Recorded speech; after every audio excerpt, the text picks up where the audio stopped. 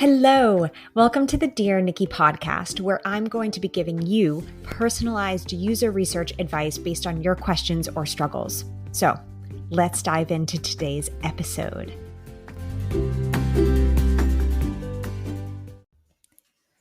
Hello, everyone, and welcome back.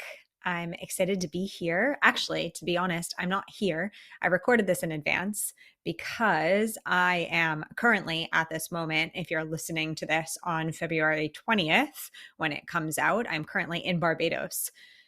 I'm going to be very sad when I listen to this podcast episode and I'm no longer in Barbados, but my husband and I are on our honeymoon in Barbados.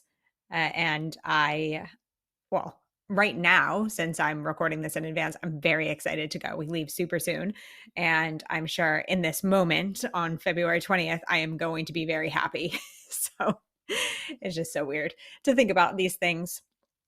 But anyways, in Jersey today, it's very, very cold, but the sun is out. So there's some semblance of spring and summer coming. There's the light at the end of the tunnel. And it's super exciting to see. We don't get a lot of sun sometimes during the winter. We're one of the sunniest places in the UK, what Jersey is, which I feel like there's a pretty low bar there. So it's not really hard to be the sunniest place in the UK if there's such a low bar. But it is sunny and pretty out, although very cold.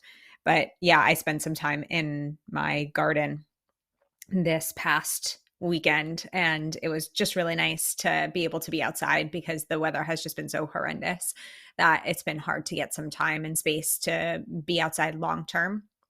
So it was really great. It's always nice to get back into the gardening vibe. I tidied up a lot of stuff that was just looking absolutely horrendous. And I was out there for about 4 hours trying to tidy it up. And it's not like I have a big garden. I just am new to the gardening thing. And so didn't really know how to set myself up for success. But we're going to head to the garden center in a few weeks and already start planting some veg and fruit, which is so exciting. I have a succession planning for planting, and I've never done this before. So you really have to think ahead to what you're going to plant during the different seasons to have it ready for that particular season. And it'll be interesting. But anyways, enough about sun and Barbados and gardening. Let's dive into today's question. And that is very, very straightforward question. And I'm excited to dive into it. What were some challenges you faced in your first job as a user researcher? I love this question because one, it's so super important to talk about challenges that we're having. And also two, I don't talk much about my first job as a user researcher. I talk a lot more about like transitioning into user research. I also talk a lot more about up leveling, kind of when I hit that, mid-level senior, going into like management and leadership and really talking about strategy and up leveling different skills within my toolbox. I talk more about those. I don't really talk about that first job as a user researcher and the types of challenges, especially that I faced during that job. So really happy to dive in. And because of the nature of this episode, I will be posting a lot of different resources for you to check out more, since we only have 30 minutes on this particular platform for me to talk. I also don't like to talk too much.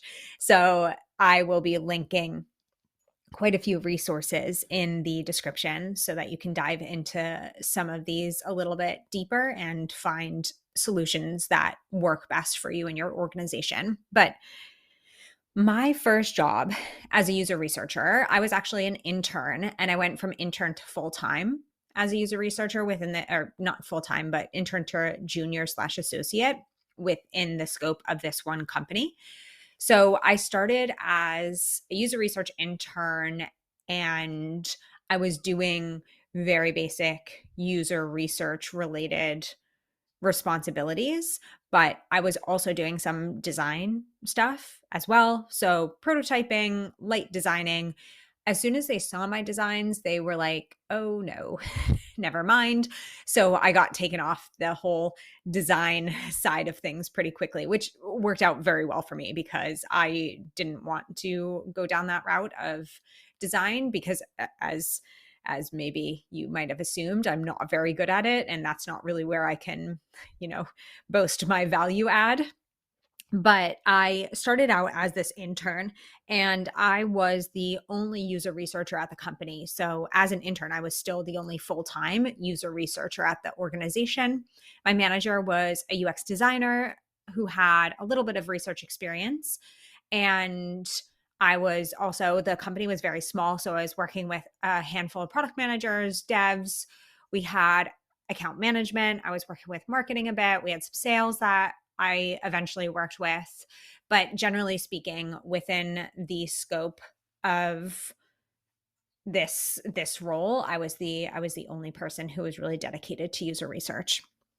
Now, that in and of itself, if we're talking about challenges, was the first and major challenge that I experienced within my first job as a researcher. And this is not something that's uncommon. It's actually something that we talk about a lot within the scope of my user research membership, is how do you navigate being the first person, so being an inexperienced person on a team, right? So an inexperienced user researcher, and there's nothing wrong with being inexperienced. It's, how do you navigate being a junior researcher but the only person who's doing that job. So something that I faced so often, and I can remember this with such clarity, is that I would spend so much time researching user research. So I would Google things like how to make a persona, or what information should be on a persona, what goes into a research plan. Like, this was before there were more resources available online. Now I feel like it's oversaturated with information to sift through to make sure you're getting the great stuff. But back then, there was no user research plan template. There there was no discussion guide examples. There were no tips on usability task writing. I kind of felt consistently like I was going in without any indication of what I was supposed to be doing or how I was supposed to be doing it. So frequently somebody would ask me questions and I would have to say, "Oh, I'll get back to you. Let me think about that." No, was I thinking about it? No, no, no. I was not thinking about it. I was going to Google, and Google was thinking about it. There was no chat GPT that I could ask in terms of how to set something up.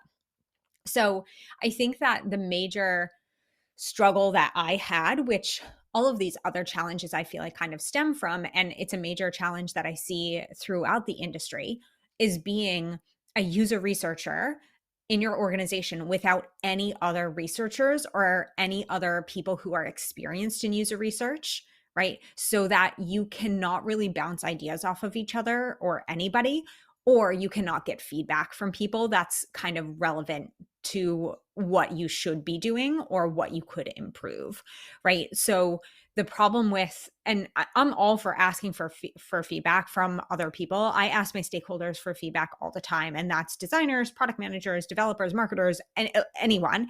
I will ask for feedback, but there is a certain level of feedback a user researcher can give you that other stakeholders might not be able to, because another user researcher, hopefully, is much more of an expert than the other stakeholders involved in research, right? So I would say, first and foremost, the biggest challenge that I faced was, how am I supposed to do things? How do I do this job?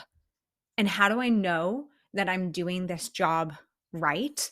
And then how do I get feedback on the job if I am the only researcher, right? So I know that there are plenty of people who go into their first research job and they have other user researchers there. I'm not saying that that's not as difficult. There are other challenges that come with being on a team with researchers as well. Like, what if I want to do things differently? So say that you go into a team that has a really established process, but you learn something differently and you'd like to try something differently, but maybe that organization or team isn't open to that. So there are plenty of challenges that also come with being exposed to other researchers. But for me in particular, I had no idea how to do things. I didn't even know the questions to ask, right? So it all stemmed from just not having any sort of guidance and support in that particular role so early on in my career. And I see this happen to quite a few people, and it hurts because this is a point in time in your career, especially as one of your first jobs. If you're the only user researcher and you don't have anybody to turn to for guidance, feedback, or support, this can really hurt you. So, for instance, a few of my mentees that I have been working with in my one-on-one program have come to me as in this very situation as researchers early in their career who have no guidance or support or feedback or mentorship or anything of the sort, and they have no idea where to turn, and things are taking them a year to do or learn that in reality, if you had more support, could take significantly less time, right? So, which is one of the big parts that I try to help people with within my containers and programs, is helping to accelerate the learning with that feedback and support. So, if you are in your first job as a user researcher and you're feeling like you don't have anybody to turn to, my biggest recommendations are finding either a support group. There are plenty of meetups around. So when I wasn't doing one-on-one mentorship with other researchers, like I partook, I guess would be the word, in mentorship where I was the mentee. I was mentored by researchers for a lot of my career because I found that that was the best way for me personally to learn, is getting that guidance and feedback at a personalized level. But there were a lot of times where maybe I didn't have the funds to do so, or, it just wasn't realistic at that moment, or I didn't have, or my mentor wasn't available. And so what I did is I went out and I tried to find other researchers in my area. I was lucky enough to live in New York City for quite some time, where there's a plethora of people and different groups. So if you are struggling, what I would recommend doing first is looking around for any sort of mentorship, if that's something that you're interested in. But I would also look around to try and form a group of people who also have feedback or can give feedback or are asking for feedback, so you all can kind of piggyback off of each other and learn from each other and learn from those experiences. That is a super important thing to have. So a support system outside of work often is where user research teams of one, or user researchers who don't really have that guidance or support within their organization, often turn to. So that's the first thing that I would say in terms of a challenge and some ways to overcome that. Other ways to overcome it are reading books. So there are plenty of books out there, and then trying to implement the strategies from those books, going to conferences, not only to meet other people, but to also see how other people do things, going to meetups as well to see how people are doing things, and then taking that back and trying that within your organization, right? The most important thing that you can do, though, is try and find some way of getting a feedback loop, whether that is from a mentor, whether it's from friends, whether it's from a group of peers. Any sort of way that you can find a feedback loop is the best thing for you to do within early on in your career. Now, what are some other struggles that I have had as my first job as a user researcher? These, as I said, stem from that inability to get feedback or guidance or support. And they often stem from that feeling of like, what do I do? Am I doing this right? How do I do this? And, what's the best way to do X, Y, or Z, right? But I know that some of the things that I struggled with the most, and I'm going to list a few of them, as I said, all came from that feeling of being the first and only user researcher in an organization so early on in my career. So something that I really struggled with, especially early on, was really not understanding what a research process was and how to actually implement a research process. So I went to General Assembly for UX design, I think it was called back then. I can't really remember. It was quite a long time ago. And within the scope of that particular immersive, we learned research in like 3 days.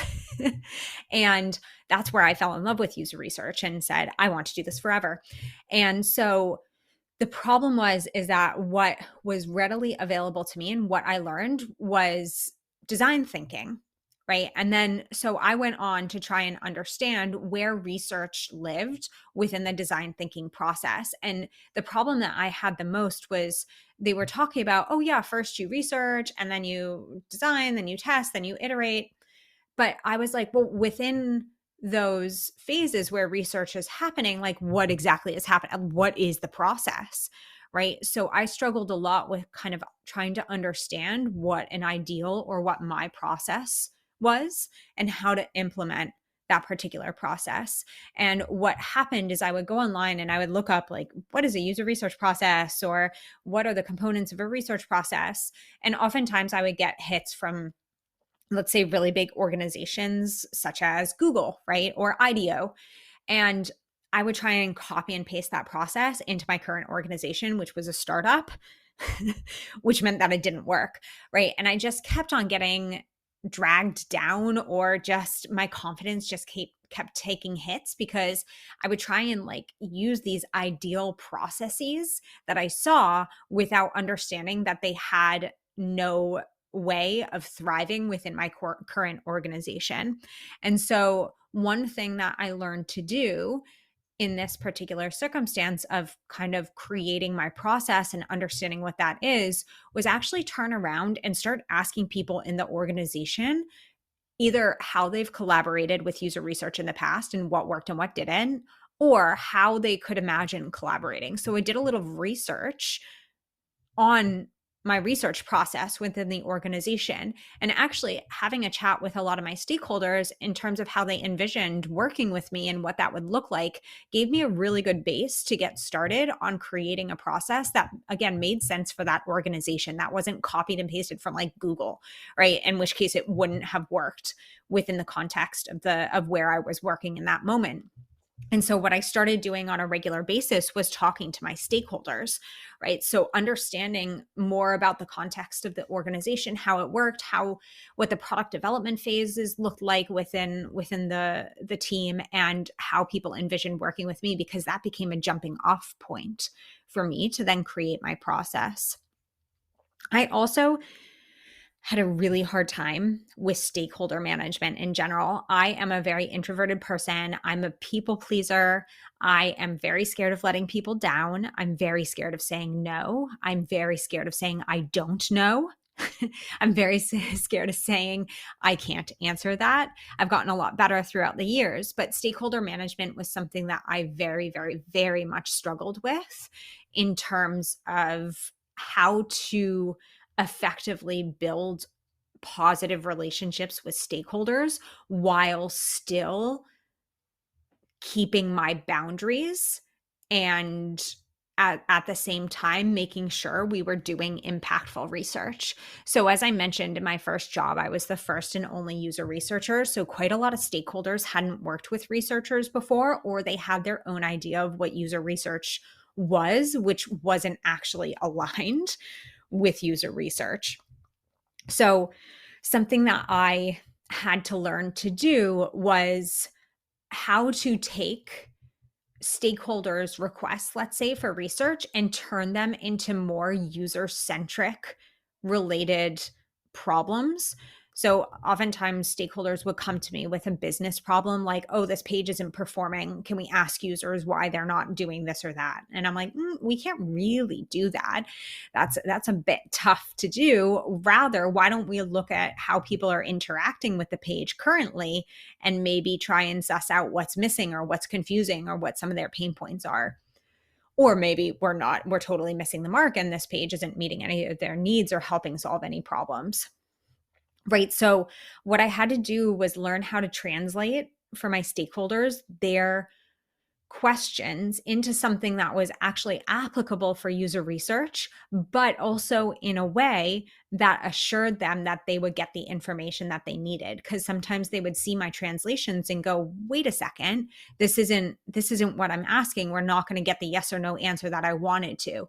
So I had to learn how to be confident enough to educate people on user research, which was a big struggle for me because I felt like I wasn't qualified to educate anybody on user research because I was barely educated in user research. And so that's where that mentorship and feedback loops came back, or getting support from peers really came into importance there, because I was feeling so much lack of confidence on my own skills, let alone teaching people these different concepts.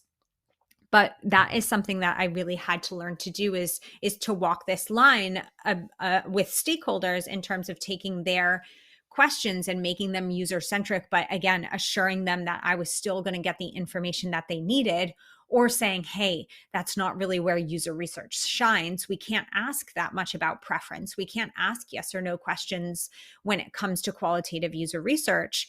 How about we try a different angle? I also had to make boundaries in terms of saying no to certain requests or no to certain timelines. So when it came to the process that I was trying to build, I had to figure out what my boundaries were. So, hey, I'm not going to take any less than 3 weeks to do this particular usability testing project, because we're going to get crappy results from it if we try and hurry, right? So what I had to learn how to do, it's a bit political, is say, how in improv they say yes and, right? And I always say no but. So you kind of put it into their court. So whenever I had a usability test and I was like, oh, this is going to take 3 weeks, and they like, oh, well, we need the results in 1 week, I would say, no, I can't do this current scope within 1 week, but I could try and de-scope it. We would lose this and this and this, but this is something that's achievable within 1 week. What do you think? Is it worth the trade-off? Right? So it's just getting really political and growing that confidence and having those types of conversations with stakeholders. And that was really, really difficult for me as my first job in user research, because I didn't even have confidence in myself to be able to spread this knowledge and to have these types of conversations, because to me they felt confrontational. It felt like I was bad at my job. Another thing that I struggled with a lot was insights. So I had no idea how to write and share insights that inspired people to take action. And maybe this kind of falls under stakeholder management a bit, but I'm putting it a little bit separate in terms of technical skill of insight writing. So something that I really struggled with was getting people to care about my insights. And I felt like I would go and do research, and to me it would be very interesting, very obvious, and I was thinking, we need to change all these things, hey, look at this is so important, and then my insights would just kind of go unheard, or they would get shoved aside or deprioritized, or people in the meeting would be like, oh, that's so interesting, and then do nothing about it. So I had to learn how to write insights that inspired action. And I'm going to link to, quite as I mentioned, quite a few resources in the description, but one of them is all about writing insights in particular and how to write insights that inspire action. But the biggest thing that I will say is that stakeholders care about what they care about. Right? So if you have a product manager, I use product managers as the example because they are the stakeholder that I work most with. If you have a product manager that's working on a retention team that's sitting there and people are churning and people are, their retention rate is down, or people are leaving the website before they're doing certain things that are important, if you tie your insights back to that, I can tell you that that product manager will care. Right? Same with, let's say you have a product manager who's on an acquisition team, right? They're trying to acquire new users and they're finding that people download the app and open it, but then they bounce during onboarding, right? So then what you can do is if you've done research on onboarding and you tie your insights back to the fact that, something is making people leave onboarding before they start using the product, that product manager will listen. Right? So people care about what they care about. And one thing that I really learned when it came to insights was what's the consequence of this insight? How does this insight impact what our teams are currently working on? And that to me was a huge switch in terms of getting people to listen to and act on my insights, because suddenly I was not just saying, oh, well, 7 out of 10 people couldn't find out how to move to the next step in onboarding, or 7 out of 10 people, said that they were confused about what was next, or they got stuck for some reason. Yes, that to me as a researcher is like, obviously we should pay attention to this. People are failing this task. But sometimes you need to go that step further and say, if 7 out of 10 people are failing to get to the next task, that means that, potentially 70% of these people are going to churn. They're not going to come back. So really relating the consequence of, if we don't listen to this insight, what is the impact on the team's goals? So really getting into that insight writing. And again, I'm going to share a resource on that. And then I would say one of the last things that I struggled with was workshop facilitation. And this just has to do with a lot of practice.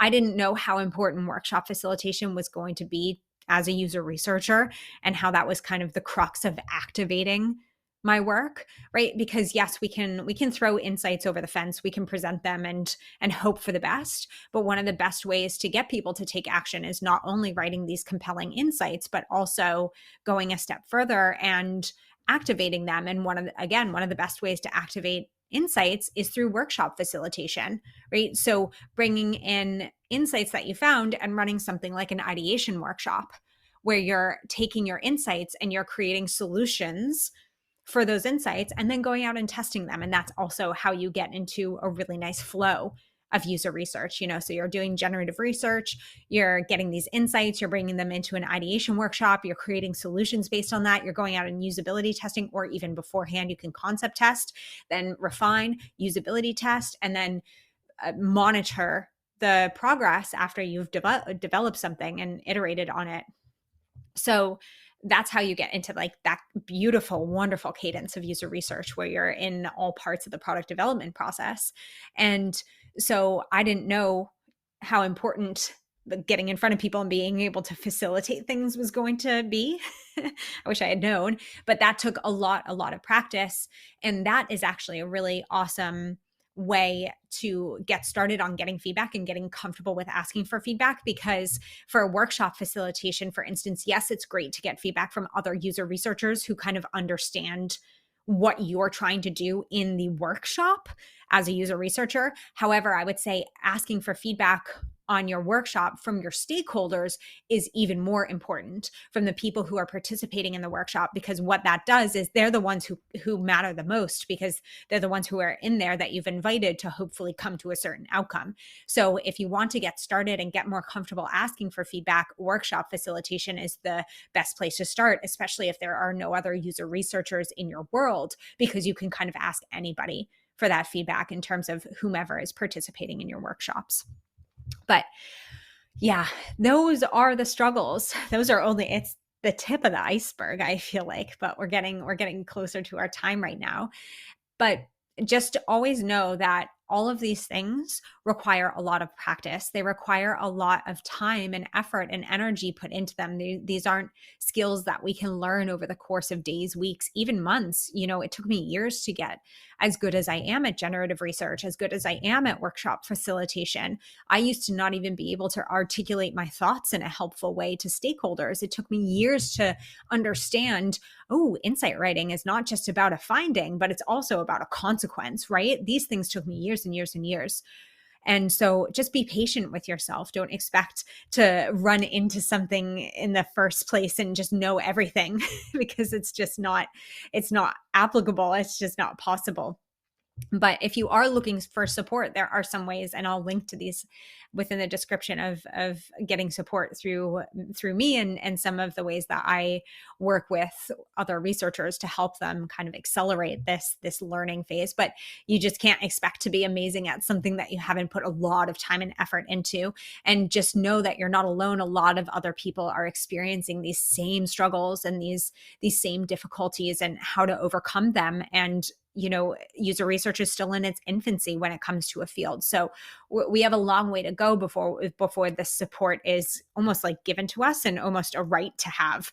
We have some time before that happens. But in the meantime, do your best to give yourself that patience and grace, and look for feedback loops wherever you can. Get support from whomever you can in any sort of way. And just keep moving forward, experimenting, being okay with failing and learning.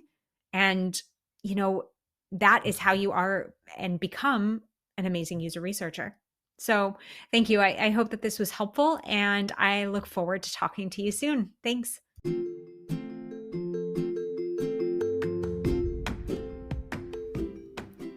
Thanks again for listening. Don't forget to hit subscribe and submit your next question. And I look forward to talking to you all soon. Bye.